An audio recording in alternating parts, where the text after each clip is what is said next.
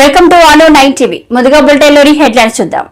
చంద్రబాబుది ప్రజాస్వామ్య పాలన, జగన్ రెడ్డి లాగా కక్షపూరిత పాలన ఉండదు అని టీడీపీ నేత సుధాకర్ పేర్కొన్నారు. వాళ్ళ తాలూకా అనుయాయులకి దోచిపెట్టడానికి చాలా ప్రయత్నాలు చేశారు. ఆ ప్రయత్నాలన్నీ అడ్డుకున్నాం. ఇక మేయర్ గారి పీఠం దించడం కొన్ని సాంకేతిక మార్పులు అయితే చేయాలి. ఆ మార్పులు పార్టీ పెద్దలు, ప్రభుత్వ పెద్దలు చూసుకుంటారు. ఆ మార్పులు జరిగిన ఎమ్మటే ఈ మేయర్ కూర్చొని అయితే మాత్రం ఈ యొక్క అవినీతి పనులను మాత్రం ఇక్కడి నుంచి పారదోలుతాం.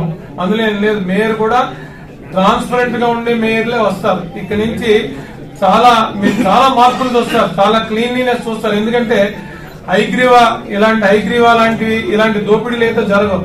ఆ దస్పల్లాది కూడా నాకు తెలిసి కాలదోషం పట్టింది. వాళ్ళ తాలూకా డీడ్ ఇన్ని నెలల్లోపు చేయాలి, మొదలు పెట్టాలి, ఇవన్నీ ఉన్నాయి.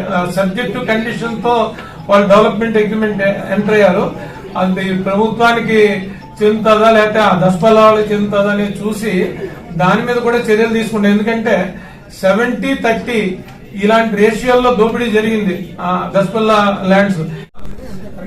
ఇప్పుడు మన అందరం ఈ ముఖాముఖిగా లబ్ధిదారులు ఇక్కడే ఉన్నారు. మన ఈ డిఎస్సి వాళ్ళు కానీ వాళ్ళతో కూడా మీకు పరిచయం చేస్తాం. ఈ డిఎస్సి తాలూకా చదువుకున్న పిల్లలు కానీ, బీఈడి ల్యాండ్ టైటినింగ్ వీళ్ళు కానీ మీ అందరికీ కూడా ఒకసారి ఇంట్రడ్యూస్ చేస్తాం. సీఎం గారు మాట్లాడుతూ బ్యాగుల మీద జగన్ గారి ఫోటో ఉన్నా కూడా వాటిని ఎక్కడ దుర్వినియోగం చేయకండి, అంటే మాది ఈగోతో కూడిన ప్రభుత్వం కాదు మాది. ఎందుకంటే పని జరగాలి, రాష్ట్ర ఆర్థిక పరిస్థితిని గాడిలో పెట్టాలి. విచ్చలవిడితనంతో చేసి ఈగో పెట్టుకుని వారెవరిదో ఫోటో ఉంది కదా దాన్ని తీసి వృధా చేసే పరిస్థితి లేదు ఈ ప్రభుత్వానికి. అంత ఈగో ఈ ముఖ్యమంత్రి గారు అక్కడ 4వ సారి పాలించడం. ఈయనకి తెలుసు మొత్తం అంతా డబ్బు ఎలా వస్తుంది, ఎంత కష్టపడితే పేద ప్రజల ట్యాక్సుల ద్వారా సామాన్య మానవుడు, రిచ్ పీపుల్, బిలో పవర్టీ అందరూ ట్యాక్సులు కట్టే ధనంతో మనం ఇవన్నీ కొంటున్నాం, నా డబ్బుతో కొంటలేదనేది ఆయన పూర్తిగా తెలుసు. అందువల్ల ప్రతి వస్తువుని సద్వినియోగం చేయాలనే ఉద్దేశంతోనే ఈ ఈగోతో కూడిన ప్రభుత్వం కాదు ఇది. చాలా డెమోక్రటిక్ గా పాలించే ప్రభుత్వం కాబట్టి ఆ నిర్ణయం తీసుకున్నారు.